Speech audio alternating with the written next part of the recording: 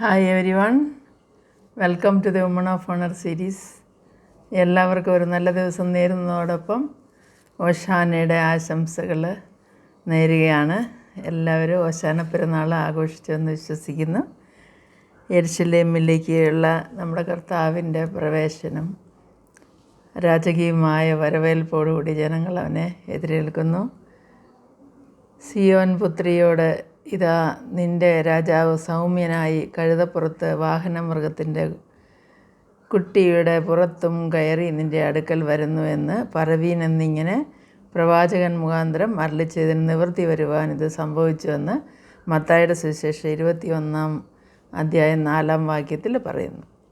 അപ്പോൾ ഇത് സക്കറിയ പ്രവാചകൻ്റെ പ്രവചനത്തിൽ നമ്മൾ ഇതേ കാര്യം വായിക്കുന്നുണ്ട്. അതാണ് ആ പ്രവാചകൻ്റെ പ്രവചനം ഇവിടെ ഫുൾഫില്ലായി എന്ന് പറയുന്ന 9-ാം അധ്യായം. സക്കറിയ പ്രവാചകൻ്റെ പ്രവചനം 9-ാം അധ്യായം 9-ാം വാക്യത്തിലാണ് ഈ ഭാഗം നമ്മൾ കാണുന്നത്. അപ്പോൾ നമ്മുടെ കർത്താവിൻ്റെ യെരുശലേമിലേക്കുള്ള നഗരത്തിലേക്കുള്ള പ്രവേശനം, കുട്ടിയുടെ പുറത്ത് കയറി ഉള്ള ആ വരവിനെ പ്രവചനം നിവൃത്തിയാകുകയാണ് ഉണ്ടായത്. കഴുതയെ എന്തുകൊണ്ട് ഉപയോഗിച്ചു എന്ന് ചോദിച്ചാൽ അതിന് സൗമ്യതയും ഹ്യൂമിലിറ്റി, യേശുവിൻ്റെ ഹംബിൾനെസ് കാണിക്കുന്നു.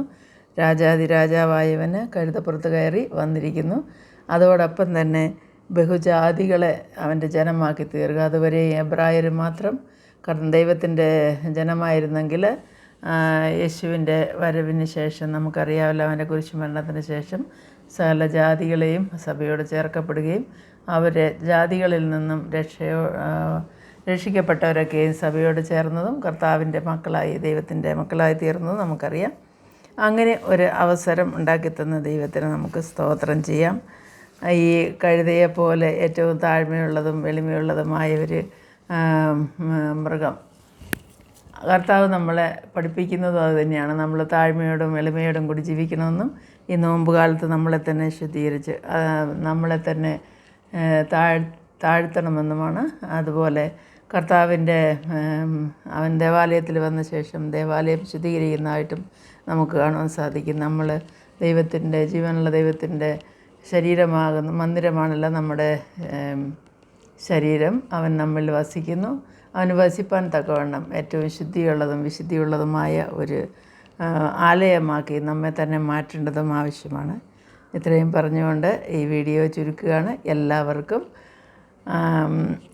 പാം സൺഡേയുടെ, അതായത് ഓശാന പെരുന്നാളിൻ്റെ എല്ലാ ആശംസകളും നേരുന്നു. ബായ്.